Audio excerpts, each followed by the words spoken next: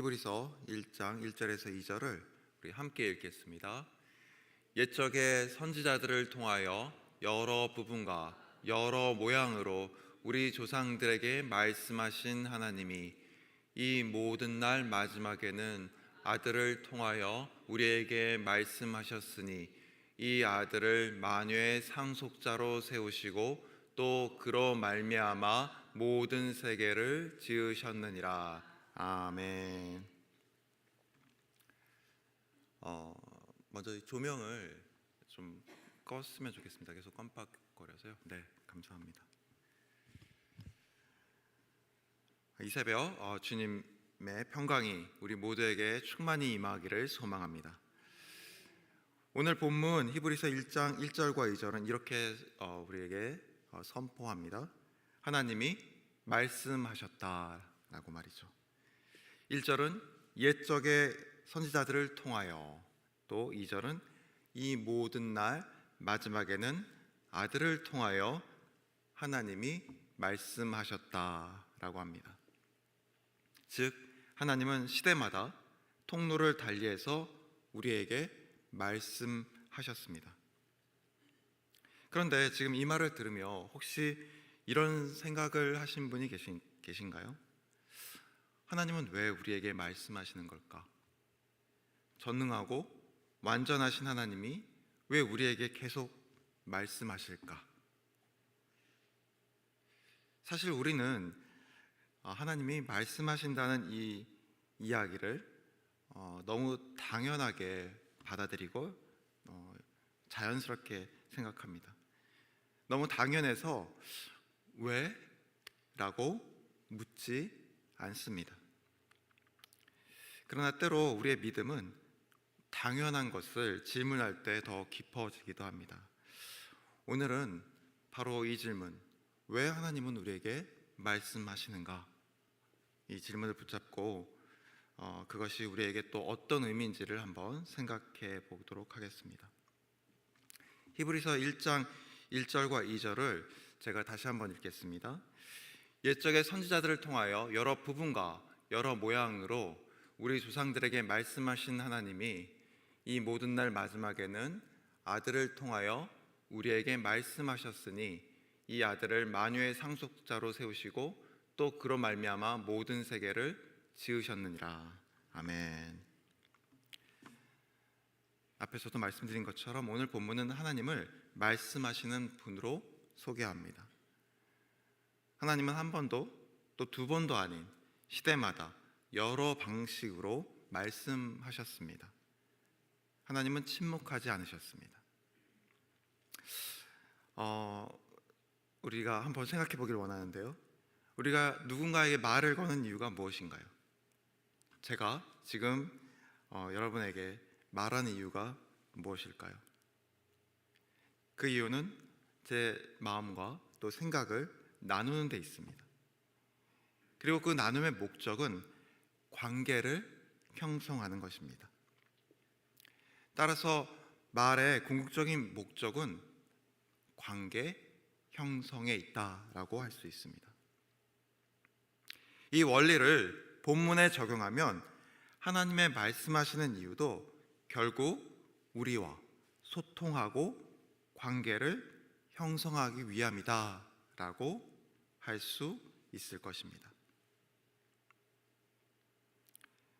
하나님은 우리와 교제하기를 원하십니다. 그런데 여기서 이런 질문이 생깁니다. 하나님은 완전하신 분인데 왜 우리와 교제하고 관계를 형성하기를 기뻐하시는가라는 질문이죠.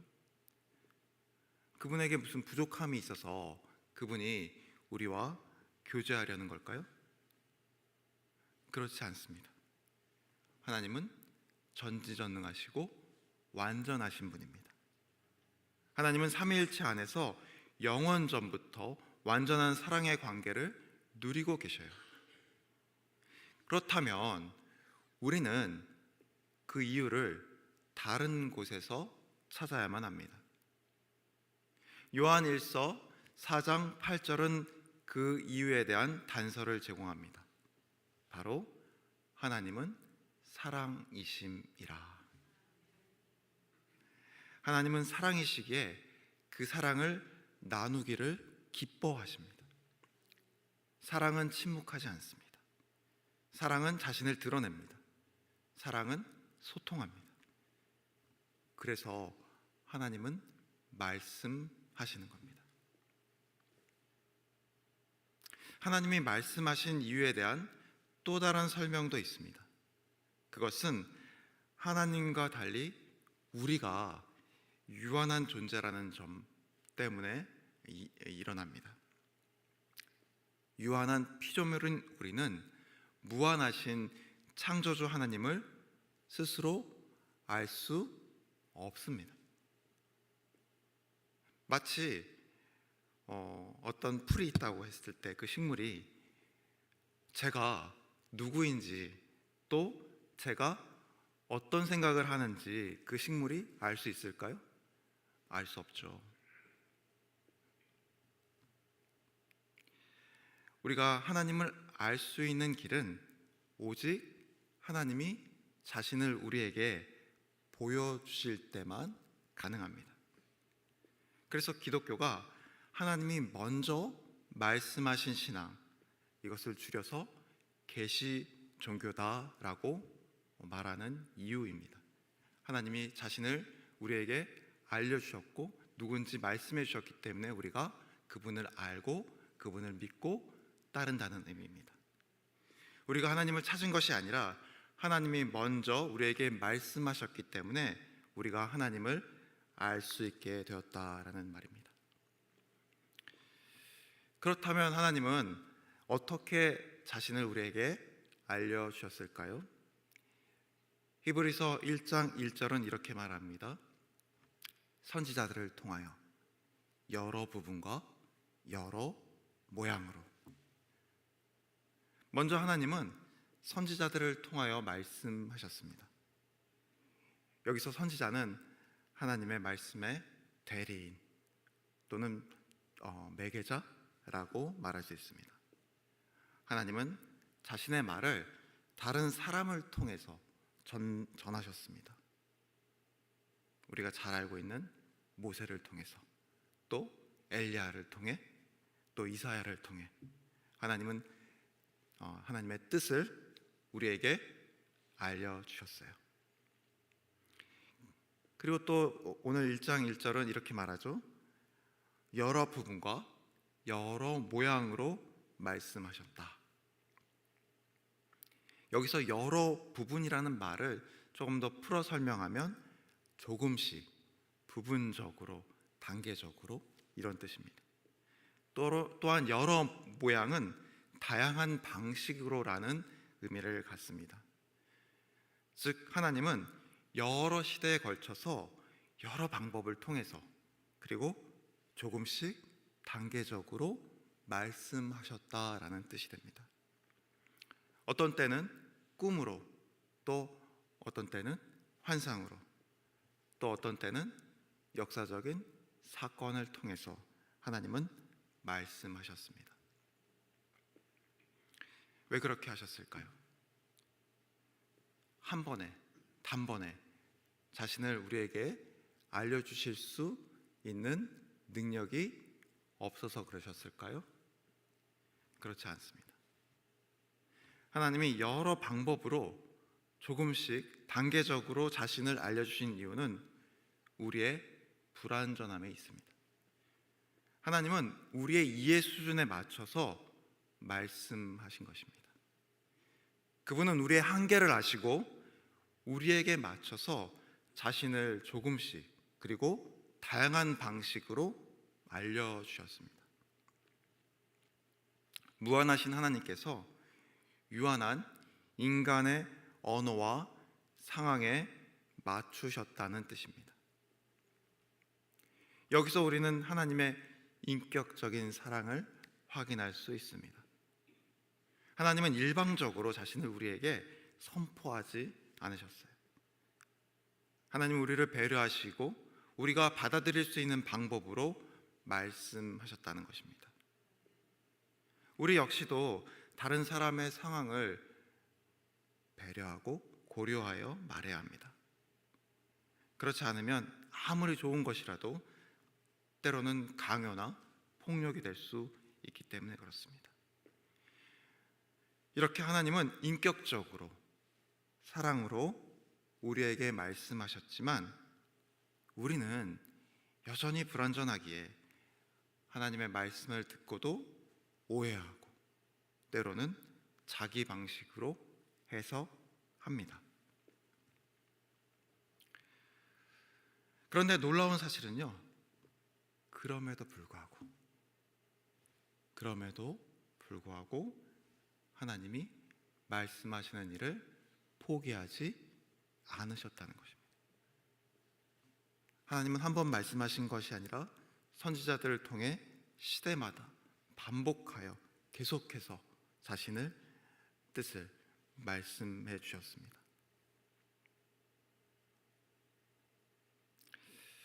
이 모습을 우리가 한번 생각해 보기 원하는데 이스라엘 백성을 한번 생각해 보겠습니다. 하나님은 그들을 애굽에서 건져내시고 또 광야에서 만나와 메추라기로 먹이시고 또 가나안 땅을 그들에게 주셨습니다. 그런데 그들은 어떻게 했습니까? 금송아지를 만들어 섬기고 가나안에 들어가서 우상을 숭배하고 선지자들을 죽였다라고 성경은 우리에게 말하죠. 그럼에도 하나님은 그들을 포기하지 않으셨습니다. 다시 선지자를 보내고 다시 말씀하시고 다시 기회를 주셨습니다. 그들이 듣지 않아도 또 거역해도 이해하지 못해도 하나님은 말씀하시기를 멈추지 않으셨습니다. 왜일까요? 앞에서 우리가 살펴본 것처럼 사랑하기 때문에. 이것은 사랑이 아니면 설명할 길이 없습니다. 하지만 하나님이 사랑으로 말씀하셔도 우리는 여전히 하나님을 온전히 이해할 수 없습니다. 인간의 불완전함은 여전히 남아있기 때문에 그렇습니다. 인간은 스스로 이 불완전함을 해결할 수 없습니다. 그래서 하나님이 어떤 일을 결정하셨는데 그것은 바로 본인이, 우리가 아닌 하나님이 그 차이, 그 간격을 뛰어넘기로 결정하신 것입니다. 그 결정이 히브리서 1장 2절에 나오는데요. 히브리서 1장 2절을 우리 다시 한번 읽을까요? 이 모든 날 마지막에는 아들을 통하여 우리에게 말씀하셨으니 이 아들을 만유의 상속자로 세우시고 또 그로 말미암아 모든 세계를 지으셨느니라. 아멘. 2절 시작은 이렇죠. 이 모든 날 마지막에는. 이것은 1절에서 말한 옛적이라는 표현과 대조됩니다. 이제 새로운 시대가 시작되었다라는 선포인 거죠. 무엇이 달라졌습니까?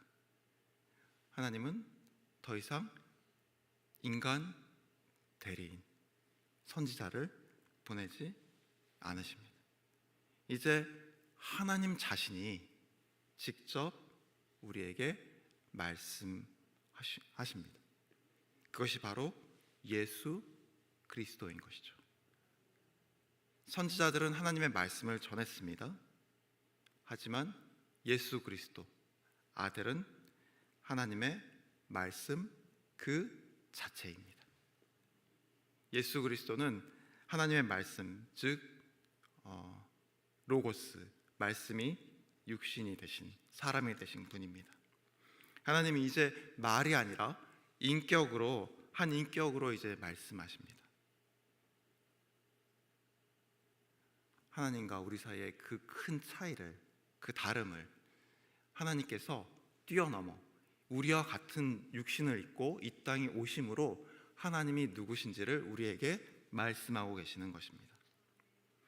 하나님은 이렇게 성육신하심으로 나는 너를 사랑한다는 말을 십자가로 말씀하셨습니다. 이걸 이렇게 설명 한번 드려보겠습니다. 최근에 반려동물을 키우는 분들이 참 많습니다. 그분들과 이야기를 하다 보면 정말로 그 동물들에게 쏟는 애정이 대단하구나 라는 것, 그리고 너무나 그것을 아낀다라는 느낌을 받곤 합니다. 그런데 아무리 우리가 반려동물, 그 동물을 사랑한다고 해도 내가 그 동물과 소통하겠다고 그 동물이 되겠다라고 결정하는 분, 그렇게 말하는 분은 아무도 안 계시잖아요. 그런 분은 없습니다. 그런데 하나님이 바로 그 일을 하신 것입니다. 창조주이신 하나님이 피조물인 인간의 몸을 입고 이 땅에 오신 것입니다. 우리를 구원하시기 위해 그분은 우리처럼 되셨습니다. 우리 대신 죽기 위해서는 우리와 같은 피와 살이 필요했습니다. 그분은 하늘 영광을 버리고 우리와 같은 시간과 또 공간 속으로 들어오셨습니다. 자신이 누구인지를 늘 오해하고 제대로 이해하지 못하는 우리를 위해서 이제는 인간의 몸을 입고 우리와 똑같은 육신을 입고 이 땅에 오신 것입니다. 그래서 요한복음 14장 9절에서 예수님은 제자 중 하나인 빌립에게 이렇게 말씀하십니다. 나를 본 자는 아버지를 보았거늘 어찌하여 아버지를 보이라 하느냐. 예수 그리스도 안에서 하나님의 자기 계시는 완성되었습니다. 이제 우리는 하나님을 알지 못한다고 핑계댈 수 없는 것입니다. 하나님은 이미 자신을 충분히 그리고 최종적으로 우리에게 보여주셨습니다. 그리고 2절 후반부는 이 아들이 누구인지를 이렇게 설명하는데요. 이 아들을 만유의 상속자로 세우시고 또 그로 말미암아 모든 세계를 지으셨느니라. 아들은 단지 하나님의 말씀을 전하는 분이 아니라 그는 만유의 상속자이며 그로 말미암아 세계를 지으신 분입니다. 이것은 곧 아들이 피조물이 아니라 창조주이시라는 뜻입니다. 지금까지 살펴본 바와 같이 정리하면 하나님은 말씀하시는 분입니다. 그리고 그 말씀의 절정은 하나님이 인간의 몸을 입고 이 땅에 오신 성육신 사건인 것이죠. 그분은 완전하신 하나님이지만 우리를 위해서 불완전한 인간의 몸을 입으셨습니다. 빌립보서 2장 6절과 8절 말씀은 그 사실을 이렇게 이야기하는데요. 그는 근본 하나님의 본체시나 하나님과 동등됨을 취할 것으로 여기지 아니하시고 오히려 자기를 비워 종의 형체를 가지사 사람들과 같이 되셨고 사람의 모양으로 나타나사 자기를 낮추시고 죽기까지 복종하셨으니 곧 십자가에 죽으심이라. 아멘. 하나님의 본체이신 예수님은 자기를 비워서 사람과 같이 되셨습니다. 자기를 낮추시고 죽기까지 순종하셨어요. 이를 통해 이제 우리는 하나님이 어떤 분인지 온전히 알게 되었습니다. 그분은 사랑이시며 우리를 포기하지 않으시는 하나님이십니다. 우리를 향한 사랑 때문에 하나님은 말씀하셨고 오셨고 십자가에 달리셨습니다. 이것이 히브리서 1장 1절과 2절이 우리에게 말하는 내용입니다. 사랑은 침묵하지 않습니다.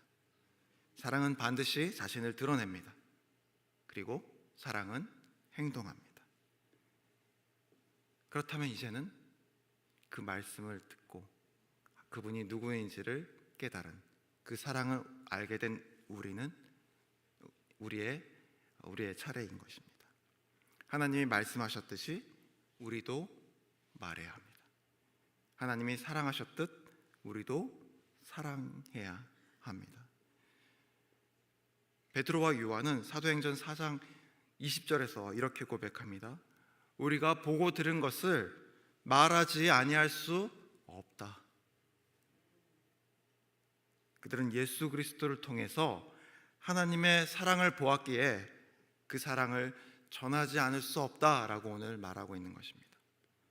복음을 들은 자는 복음을 전하지 않을 수 없습니다. 사랑받은 자는 그 사랑을 나누지 않을 수 없습니다. 성도 여러분, 우리도 그 사랑의 복음을 들었습니다.